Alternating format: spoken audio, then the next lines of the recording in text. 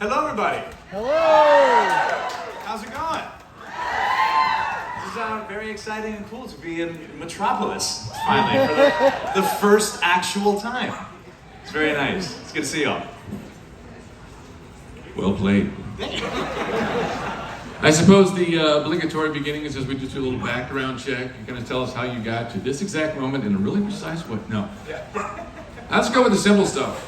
I know that sports was a big part of your life, and now acting is. So can you take us back a few years, because there was like, I'm going to do this. Well, then I'm doing that. So let's hear the early years a little bit. The early years, it feels weird now. But when I started acting, I was 8.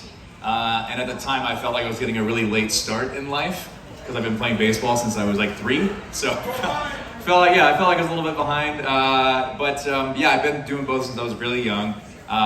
Baseball was always my first love and the thing I wanted to do more than anything. So I pursued that through college. I played 3 years of Division I ball in college, and then eventually just got to the point where I had a really great coach. Anybody here follow college baseball at all, any chance?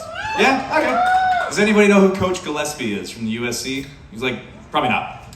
Long time. He coached for like decades before I played for him, my 3rd year of college. And I had a conversation with him that just finally kind of gave me weirdly like permission to go and pursue acting full time, because I'd always chosen baseball over that. For as long as I could remember, and it's been my full-time thing ever since. So I've been doing it for about 27 years now, which is weird, but it's been my full-time thing for the last 15 or so. So, the coach giving you permission sounds like a pretty strong mentor relationship there. Yes, he was a phenomenal coach, phenomenal mentor, and basically I had said to him, like, look, I'm never going to be done playing baseball.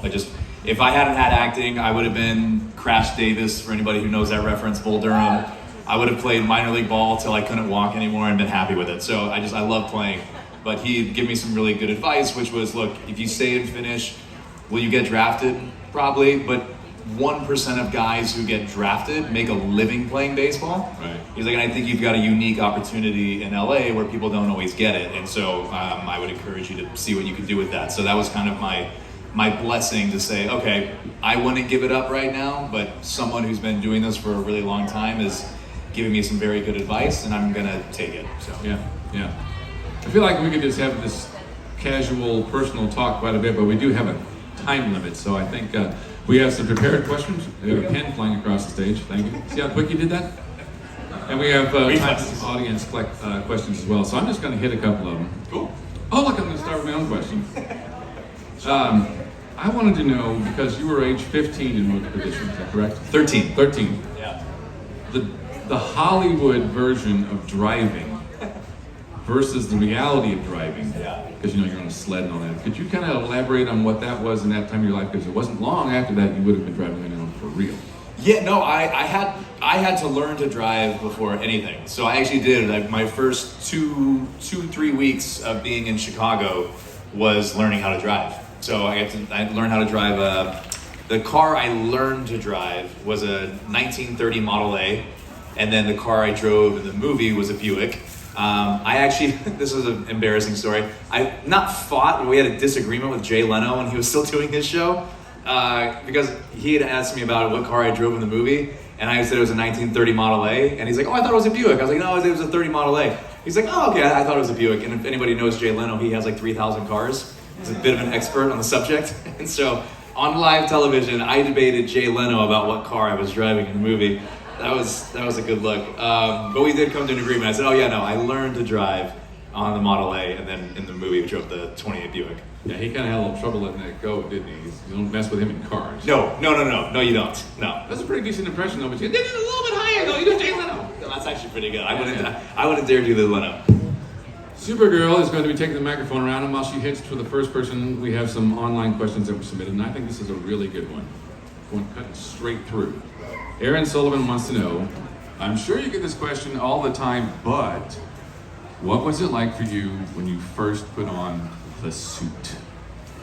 Yeah, it's a surreal moment, because I think everyone's, I don't know, the only time I would have imagined myself in that suit would have been like at Halloween before. So to actually have it on and then realize it's going to be on camera and the whole thing, it's it's a very strange feeling in the same way that like the first time my brother's like, so you're gonna be Superman. I was like, yeah, I guess so. I don't know how you say yes to that and just keep a straight face. So it was definitely a very surreal thing, but I think more than anything, it's always been very cool to me, especially like seeing it here. Obviously, like how much this character means to everyone here and to so many people around the world for such a long time. It was just a really cool moment of like knowing that you were stepping into the shoes of something that's had its legacy for so long before you and will continue after you. And so that was like a cool, just kind of crazy moment of like, wow, this is actually happening. So that's awesome. Where would that fit into your introduction to comics or characters or Superman himself? Where were you before all of this came on? Honestly, not that deep into it. I'm trying to remember the first time that I felt like comfortable enough at a Q&A to say that I had never seen any Superman stuff before. Yeah, I know. Maybe some of you were hearing that for the first time. I'm so sorry. Oh my God, I'm so sorry. No, so I just didn't really grow up with I knew the character, obviously, but I was playing baseball really competitively, going to school like every kid does, and then also working as an actor from a really young age, and so I just didn't have a ton of time for other interests, and so Superman, I was always very aware of it, very much, but just had never really seen anything. And then when I got the job, I kind of made the very, very strong, direct decision to stay away from any of it, just because the way my mind works and everything. If I would have seen anything that I liked, I would have felt like I couldn't do it anymore because it's already been done. And vice versa, to see something and be like, oh, maybe don't do that. I wanted to be able to go to work every day, see what's on the page, see what's in the script, and just commit to whatever idea I had in the moment on that day without feeling like, oh, so-and-so already did that, so I can't. So it's a little bit easier in that way. And I actually tell directors sometimes, I'm like, hey, if I do something specific in this scene that you like, do not point it out to me, because chances are I hardly know I'm doing it. And once you tell me, you'll never get it again, because then it's in the back of your mind the whole time and it's not just kind of happening. So yeah. That's a fine line and a curse for anyone creative. You're like, oh, breakthrough moment, and then you turn on the TV like, oh, and you're like, should I, or is mine different enough? And that's the thing. So for me, it's like it's a blank slate, and as long as it works, and that's what I told my team, the team on the show. I was like, if it's working, great. If it's not, come tell me. But if there's like a specific moment that we're doing an Easter egg or an homage or something, like just let me know, because I don't know. So you gotta help me out. That's fair. First question from the audience today. Well, it's technically two questions. What was it like fighting Brandon's Superman and having a scene with Tom Welling Clark Kent? Insanely fun. I would say it was really fun to be back on that location with Tom. I run into Tom a couple times before. We did that at some of the Comic Cons and things like that. Nice, all of them. Anybody I've met to do with any of these shows, all just the nicest people. So it was really fun to actually work with Tom after having met him a few times. And then with Brandon, it was really cool to see him like back in the suit and just I think it was just such like a joyful day to be doing that. And then of course we had to go and fight each other over it. But it was a good time. I think it was just like that whole experience of the crossovers was such a crazy and cool story to tell, and to be telling it on TV and just with all these great people, it was a really fun experience. Thank you. Thank you. I'd like to say that your portrayal of Clark Kent reminds me so much of George Reeves, who I grew up with, and you're not playing a scared little cat, and I love that. Oh, thank you. Thank you very much. That's very kind of you. Thank you. I'm glad you're enjoying it. Thank you. Can we, go ahead. No, I was sort of following up. Hi, Crystal. I think this segues. Hoechlin Thomas wants to know, how did you prepare for the role of a father in Superman and Lois? Because we're talking about character development. Yeah.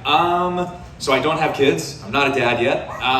But I think one of my favorite things about this show and this role and playing Clark at this point in his life was it was really, for me, it's just been like a really great opportunity to kind of like pay homage to my dad. Sure. So I think there's a lot of things about Clark that I pull from him. So, you see quite a bit of my pops and and me and Clark.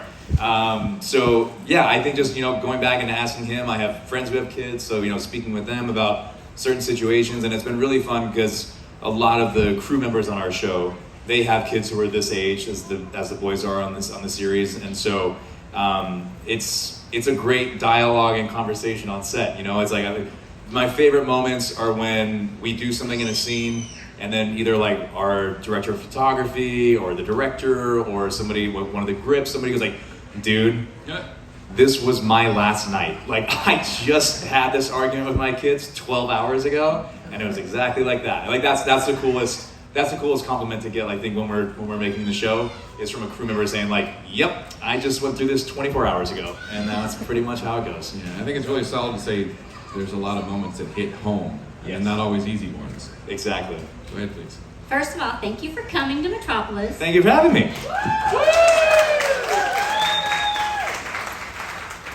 So my husband and I lay in bed and watch Superman and Lois every week. And our number one thing that we bring up every week is when you go to Soups, as it is, you have a 5 o'clock shadow both ways. It's the same. So I'm just curious, is that something anybody's ever said, or? The 5 o'clock shadow? Yeah. I mean, it's this isn't that bad, is it? I'm kidding. I got you right here. Yeah. This is my Thor impression. I see you copied my look. Yeah, exactly. Now this is the I'm calling this like in baseball we have like the rally beard or the rally uniform, whatever. I'm calling this my pickup beard. So like until they tell us what we're doing with the show, I'm not going to touch it. Well, let's hope it's a really short beard. It's gonna let it go. So the funny thing was when we started the show, there was a conversation between me and Todd Helving, our amazing showrunner, and Lee Tolan Krieger, our incredible director of the pilot, and we were just trying to figure out the look for him, and it felt like, I was 33 when we started the show, playing a dad to 2 teenagers, so it was a bit of when I'm clean shaven, I do look a fair bit younger, so there was, part of that was strategic in the sense just to make me look a little bit older. But then also we kind of like the idea that, this is him with kids while trying to do, the opening of the show is, there's not enough time in the day to do his job plus his other job plus be there for Lois and be there for the kids. So it just felt a little bit like, yeah, why not? Why would it not be just like, he hasn't had time to clean shave every day, trim everything. So, we wanted to play with that a little bit, and I think some people have maybe not loved it, but for me it feels right for the version of the character that we're doing in the show. So I don't mind it. I hope it's okay. Yep. As long as you're talking about it, it's good. Yep. Another one? Hey man, love you on the show. Thank you, brother. This is not quite Superman related, but Road to Perdition, great movie. Thank you. I love. Thank you. Next to Clint Eastwood, Paul Newman, probably one of my all-time favorite actors. So just a quick question: what was it like working with Paul Newman, and any fun stories about Paul Newman on the set? Dude, Paul was awesome. All those guys, that entire group was just a really special cast, and so many people in that have done.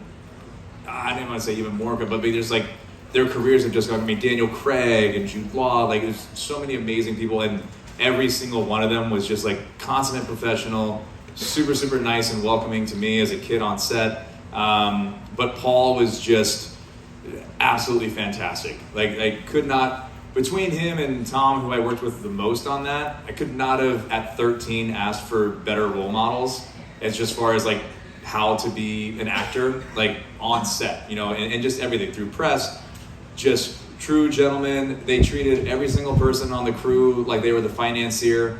They're just the nicest people in the world, and none of it was fake. They're just really, really good people. I guess the coolest story I have from Paul is I learned how to play craps from Paul Newman because we had to do that in the movie. So I was he was teaching me and Liam how to play craps because we didn't know the rules, and so he's like I got him, and so we're just rolling dice with Paul during the setups and learning how to play. It was really fun. He's just the nicest guy, and the coolest thing was he always invited us to come out to his races every time he came through California when I was growing up, and unfortunately, playing ball competitively, we had tournaments every weekend because Southern California weather, you never have a weekend off really. So we never made it to a race, which I really wish we would have. But but that just kind of goes to show. I think the amount of times we said, no, I'm sorry, I can't make it, but still, every time they came through, it's like, invitations open. Quickly though, fun Newman story. So we were shooting a scene. We go outside because we were turning around or getting ready for the next setup, and Paul had just come back into town. He's like, hey, do you want to see something cool? I was like, yeah. So me and my mom, we go and we walk back to the trailers, and then he takes us up into the room and puts this tape in the VCR, and all of a sudden there's do you guys know Gravedigger, the monster truck? Yeah. Anybody know that? So Gravedigger pops up, and I was watching a bit of that when I was younger, and I was like, oh, that's cool. I was like, were you there? He's like, I'm driving it. I'm like, no way. I'm 13, I'm geeking out, I think it's the coolest thing ever. And then all of a sudden they can't, so I think, oh cool, they let him drive around the track, that's cool. And then the camera pans off the thing over to like 15 cars lined up, in like a little ramp. And all of a sudden it comes back to the truck, and he like pops a wheelie, goes for the ramp, and then just crushes 15 cars and comes down the other side of it. And I'm like, oh my God. And he looks at me and my mom, he's like, don't tell the producers. Followed by top that, Robert Redford. Yeah, exactly. So yeah, it was, just great guy, man. Couldn't say nicer things about him. In a situation like that, and then going forward a little bit to, let's say, 7th heaven when you're still younger, are you more of a sponge and learning from others, or what was your like acting class kind of situation? A little bit of everything. I started in classes when I was a kid, and then I think there's no better way to learn than time on the job. So watching those guys, for sure, I watched them a lot, and it was helpful. In the end of that movie, there's an emotionally heavy scene for me, and I remember Sam came up to me, and this is the cool thing. Sam was a big cricket fan, and he knew I played baseball, so we played catch on set, and producers didn't like that either, but we played some catch on set, and so he just knew I was an athlete, and he really knew how to kind of get through to me. So on that last day, we were doing the scene, and I just wasn't quite getting there, and so he pulled me aside, and he's like, just so you know, he's like, we're spending X amount of dollars every day that we're shooting this movie. And I was like, that's a lot of money. He's like, yeah. He goes, and everything you've done for the last 5 months means nothing if we don't get this scene right. He's like, so I need you to get it. And I was like, okay, done. So like, I didn't talk to anybody for the rest of the day. And I just did what I watched Tom do and Paul do, which is like when they had those scenes, they're in the thing, but then they kind of remove themselves and just go to a little bit more of a quiet, private place. And like as a kid, like the same thing, like you learn these things kind of when you're in class, but to see it in practice on set, when you've got to do that and maintain that for, oh my God, I don't know, 10, 12 hours, whatever it was, it's a long day. So just conserving energy and, politely removing yourself from everything. It would definitely help to have those guys as examples to learn from. In that moment then, do you think the camera stopped when they were satisfied, or when you were satisfied, or did you hit it together? Or was that strong? At that point, I was just like tunnel vision. I was just doing it until they said move on. So it just once they had it, and afterwards they sent me home, and Sam actually ran to catch me on the way out and just gave me a big hug and said, "You crushed it, you nailed it." And so that was really cool. But it was perfect. Like that's just a thing of like a director getting to know the actors and knowing what you need to get what you need out of them. And so for me, it was like, because sometimes I tell that story, people are like, "Oh my God, he said that to you?" I'm like, yeah, but he knew me for 5-6 months at that point. And he knew that I could handle that direct and that blunt of a thing. And I also think he knew that it would actually help me get to where I needed to get to. So I loved it, and I loved every day of working with Sam. I would give anything to do it again. He was just amazing, absolutely amazing. I have two things. First of all, how are you doing? Good, how you doing? We need a 4th season. That's all. Come on, y'all. We need a 4th season. And secondly, I don't know how you're doing it, this 3rd season, of how you're showing that vulnerability with what's going on with Lois. I mean, it's just, where are you pulling that from? I mean, it's just like, you're Kal-El, and you're not human, but you're showing that vulnerability. You're like, I have all these superpowers all in the world, and I can't save you. Yeah. I can't say. So where are you pulling that from? Life. That's just life. I mean, I haven't gone through. I lost my grandfather to cancer when I was a bit younger, but I haven't gone through something like that in this personal of a way that that Clark's going through it on the show. But just life, just fear, grief about I mean, I think just trying to pull from those kind of things and recall what that's like, and I think that's, if anything, for me, it almost becomes a thing for Clark where it somehow feels worse when you do have so much at your disposal and still can't do anything. It's something when you just feel completely incapable to help in a situation and you know that from the beginning. There's a bit more of I don't know if there's an acceptance to it, but there's just an understanding. I had a friend the other day who was dealing something, had to go to the hospital, and I was like saying to my friend, like, hey, like, I'm not a doctor, but like if you need anything, like let us know. There's nothing we can really do. You guys are at the hospital. But there's a removal from that because you can't. And with Clark, I think he has so much at his disposal that it's even all that more frustrating that he still feels that helpless. Honestly, great writing. The cast has been amazing. Working with Bitsy on this storyline, I can't imagine doing it with somebody else. And Bitsy and I are just so close as friends that going through it, you pull off of each other. And so our relationship is so strong. I think being able to work off of each other and just pull from the relationship we have is also really, really helpful for how heavy and vulnerable the storyline is this year. Very good.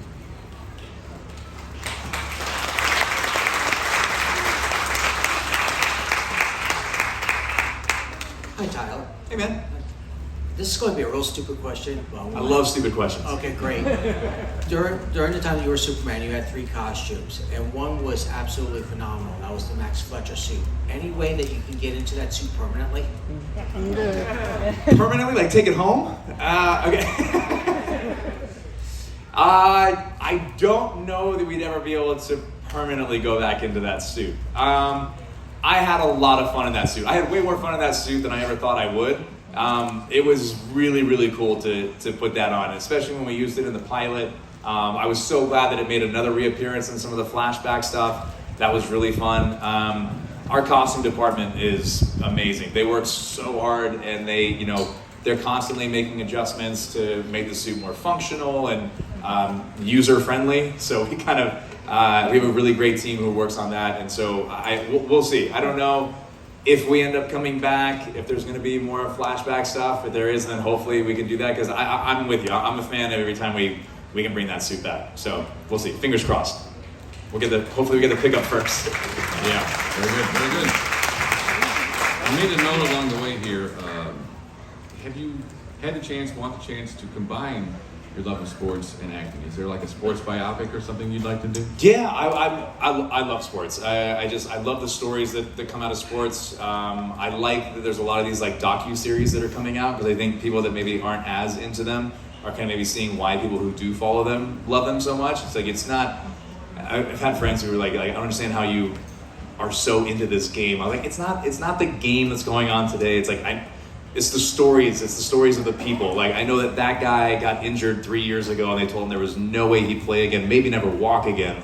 And then he went through like 3 surgeries, years of rehab, and is now like comeback player of the year, maybe gonna get the MVP. Like, that's just like a phenomenal human story. Right. And it's just told through sports. Like, that's why I love it. So I love that these docuseries are doing that. But for sure, I've been able to play a baseball player in a few things, which has been really fun. I played like a tennis player in a short that I did years and years ago. But I would absolutely love to continue to do that for a long time. I think it's just great. I think there's great inspirational, motivational stories that are told through sports. So plenty of room for that, I think.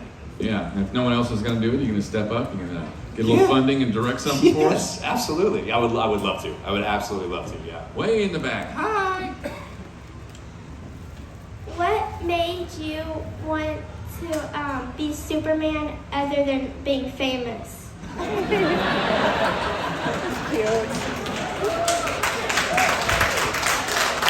So I'll give you a really, really honest answer.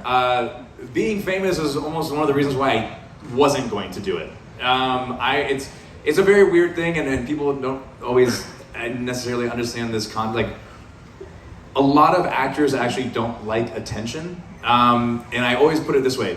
Every other form of entertainment has a live audience. We don't. Like, I have my crew and I have the people that I'm working with when we're shooting. But like, we're not on stage performing for an audience. Like, this is a different forum, obviously, but like, we're not in the theater where we have a live audience. We're not in the stadium playing where we have a live audience. It's not a concert where you put on a show for a live audience. So for me, I love what I do, but the famous thing is, I'm only saying this because this is a younger person asking it. Don't go after anything because of fame. It's a really, really bad decision, I promise you. So like, you'll be disappointed by that. But I wanted to play the character because I guess it's pretty simple. I grew up a very, very optimistic person when I was younger, and then I went through a very cynical phase in my 20s, and then I realized that sucks. And it's kind of like a choice of how you want to look at the world, and I decided I didn't want to do that anymore. So I wanted to play a character that was eternally optimistic and eternally hopeful, and because I do think that, did anybody see Everything, Everywhere All at Once? Yeah. Yeah. It took me way too long to see that movie, but I finally saw that movie, and I just thought that was such a great message that was going through there when he says, like, this is how I choose to fight. And I thought that was such a cool way of putting it, because I do think that that's what it is. I think we go through things in life, and you can fight through anger, you can fight these things, or you can fight through kindness, you can fight through hope, you can fight through belief. And so for me, it just, I was realizing that I really wanted to play a character that offered all those things. And so when this job came around, it was at the right time. I think if it had come to me a few years earlier than it did, I probably wouldn't have felt like I was the guy to do it. But it found me at the right time. So it just felt like an opportunity that was asking to be taken. And so that's what we did. Yeah. If you have less of a live audience experience as an actor in your general body of work, they yell cut and you're like super happy, or you're just on the floor emotionally, you've got the director and a small crew to say, hey, good job, buddy, or pat you on the back. Has it been difficult in the moment on any of those days to just walk out and go, I gotta go home now, and you're just like, I'm lost? In what way? It's an interesting question, but I want to make sure I'm answering it right. Separation of character and person. You're like, I'm going for pizza. You can't always just flip that coin. It depends. I mean, I had a great acting coach when I was younger. It did a really very simple but very, very good and useful exercise, which was you would stand like on basically something the size of this, like the width of this, that was like an inch off the floor. And you would stand on that, and then you would step off of it onto the ground. So it's like an inch of difference and a foot to your left. But he would say, step on, step off, step on, step off. And you would honestly just practice, like you would have the character that you were playing, and you would step on the stage and you would convince yourself that you're the character. And then he would say, step off, and you step off and you immediately turn it off. And just whatever you were thinking about during that, you let it go. And it was a really great exercise as far as like distancing yourself from the character you're playing and who you are. And so there's definitely scenes that you do as an actor where it requires, the more emotional scenes, some of the vulnerable scenes with Clark this year where, in between setups and in between takes, it takes more of a toll, you're a little bit more exhausted throughout the day. It does, linger with you on the drive home. But you very much, I was taught from a young age to anything that you're going through or thinking about in between action and cut does not belong to you, like at all. Anything you feel, anything you think, none of those things belong to you. That's the character, and as soon as they call cut, it's gone. Like it stays on the stage, it stays on set, and that's where it belongs. So I thought that was a really useful exercise. I appreciated learning that. And I do think it has its benefits for sure, especially with more, in darker things, playing villains and things like that. Yeah, certainly we don't need to name any names, but I'm certain there are other actors who didn't have that good of advice, and it's been...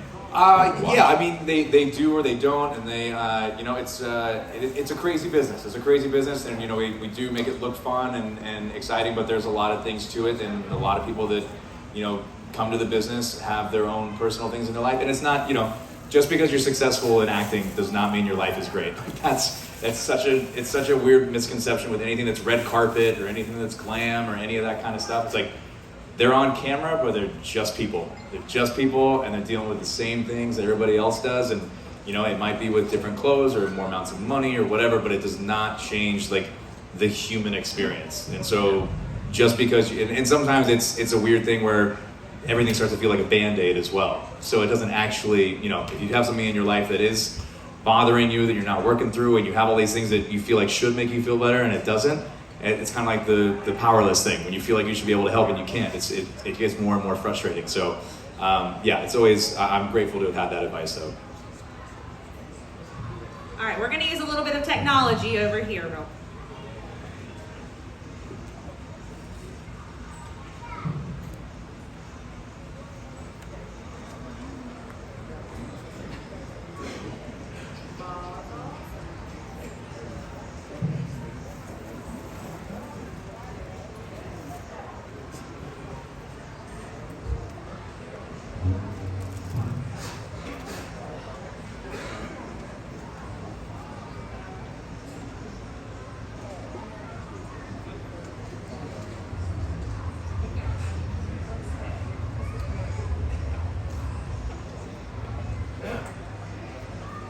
What makes you smile? What makes you smile? Wow, what makes me smile? Oh man. My friends, my family, seeing other people smile, watching a good game or a good match. I would say, I think those are probably like some of the easiest ones for me. That's a good question. I don't think I've actually been asked what makes you smile. And then just anyone laughing and having a nice moment. I think laughter is contagious, and I'm a big fan of people having a good time. So that's a great question. Thank you for that question. Correct me if I'm wrong, but isn't that basically our introduction to Superman and Supergirl? He just kind of flies in and just there's the nice little smile. Go ahead, Corinne. Hi, big fan, Derek fan all the way. Absolutely love you in Superman, but will always be Derek. Fair enough. Thank you very much. I had to ask, because we're all big Teen Wolf fans also, did you enjoy bringing a character from Teen Wolf onto Superman, having Ian there with you in season 2? I fought so hard for Ian not to get that job. I'm kidding. I didn't know if you brought him on or if he... I was begging them not to. No. No, I got so much fun. Ian's one of my best buddies. I was actually just with him the last couple of weeks. It was so much fun, especially after the first season. Shooting up there with COVID, like we were not allowed to leave Canada for 10 months. We got to come back for like Christmas and New Year's, but that was it. So for 10 months, we were up there. You weren't allowed to see people outside of work. The entire city was shut down. And people weren't allowed to come up and visit either. So after going through that experience, to have like a best buddy there for the whole second season, so much fun. Absolutely love working with Ian. I'm sure it won't be the last time. We're both trying to find ways to make sure that's true.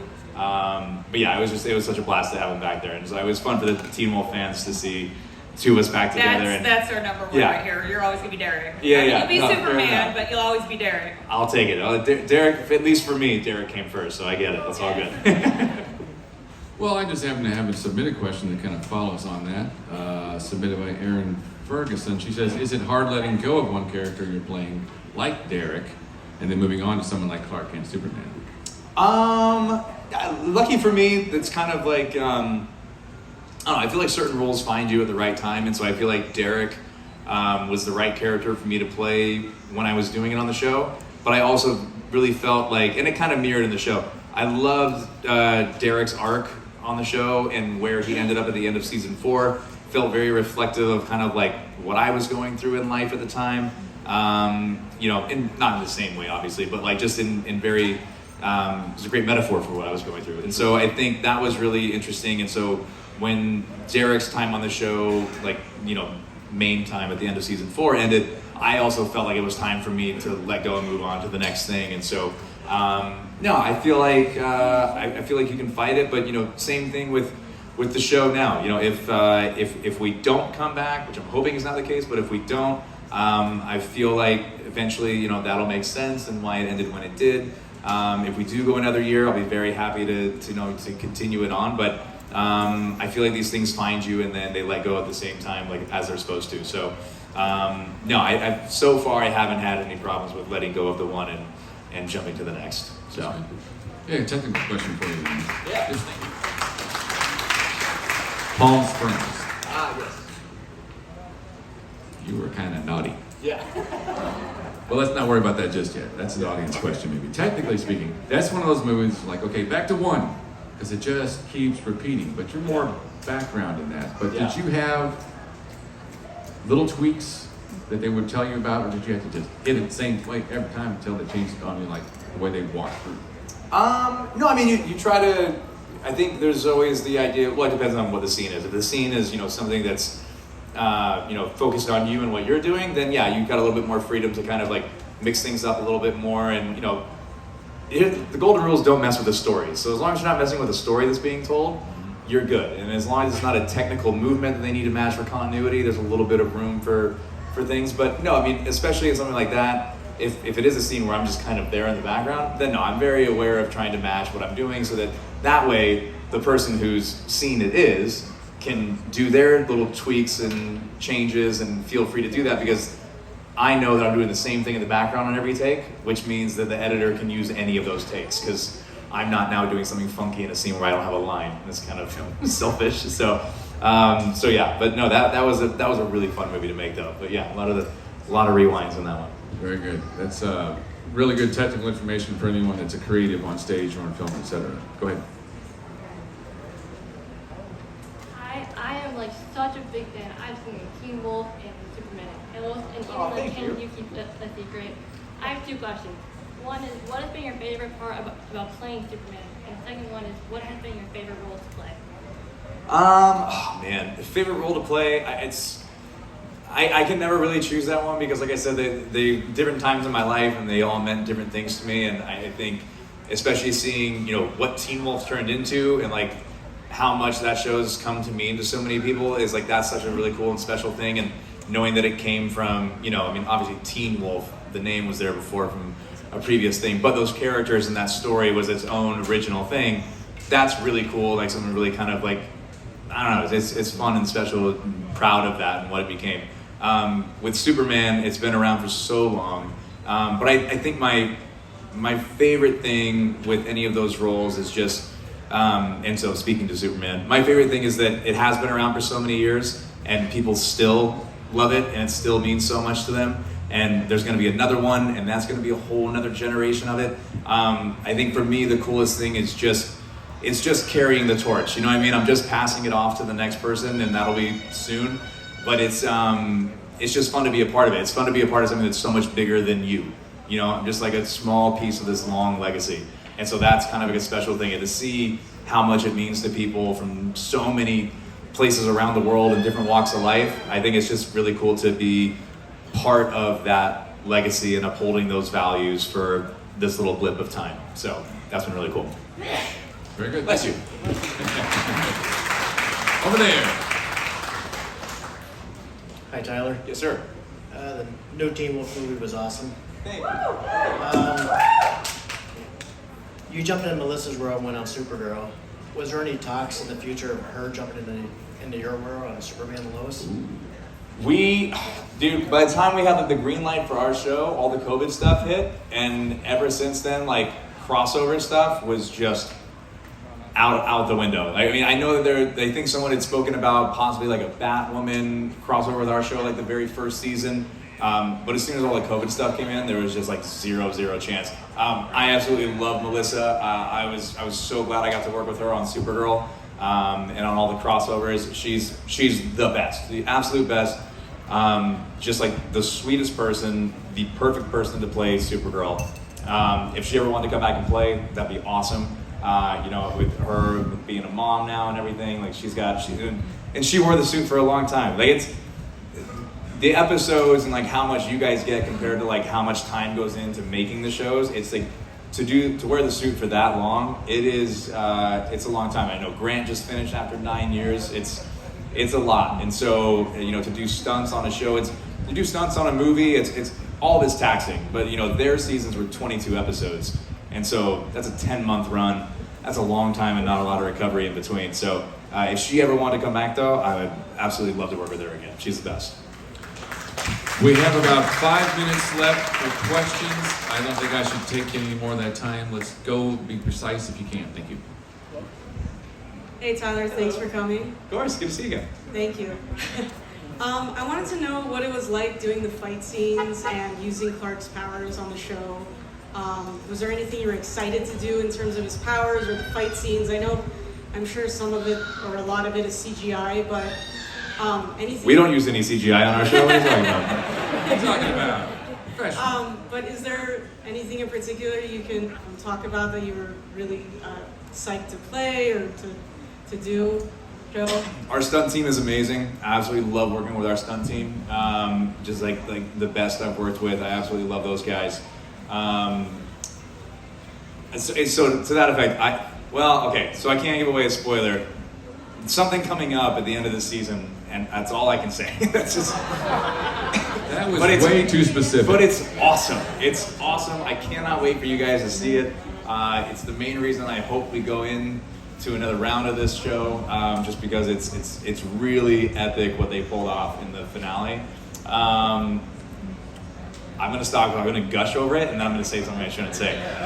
But it's playing Superman. There's the one that's the strangest is the heat vision, right? Because you're really just like an intense staring contest. That's all it is. So that's definitely the one on camera where you're just like, okay, I gotta trust that they're gonna make this look cool because it looks stupid on set. Can I see it? But you just squint your eyes. There you go. That's it. That's all you do. That's what you do. And then they just blow it out. But actually, one of the most fun things we did was actually on the crossovers. I don't know why I thought this was so cool, but we did like the just like walking on the farm and just like picked up a bale of hay and just kind of like went like that to the side and it went like flew 100 feet. They did that practical with like a big wire, and I just got a kick out of that every time. I was like, that just feels cool. Like you just like do this and you kind of do that and you go, boom, like, oh wow, it actually makes you feel like you did it for a second. So that kind of stuff is cool. Like lifting up the cars and like you just kind of gently put it down. All that stuff's really, really fun. Michael Cudlitz is Lex Luthor in one of these episodes coming up. Yes. Is there anything you can sneak preview? Because that dude plays dangerous characters. Yes, Michael is amazing. So lucky to have him, and especially like playing these characters that have such a long history together. Meeting Michael and him jumping in right away and feeling comfortable for me and him to play off of each other, like we had that history after only getting to know each other, was amazing. And it was so special for me because I really wanted that relationship to feel like it had been there for a long time. And even though we had just met, it was so fast, and I love that guy. He's amazing. He's absolutely amazing. I can't wait for you guys to see it, and it starts next episode. So, yeah.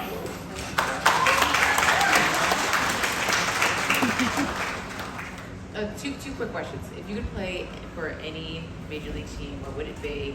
And Chicago Cubs. Okay. And if you could play any baseball player in a movie, who would it be? Oh, God, that's a good one. I do have one. I'm not going to say it right now because I kind of am trying to like maybe pursue that. But let me think of another one. I mean,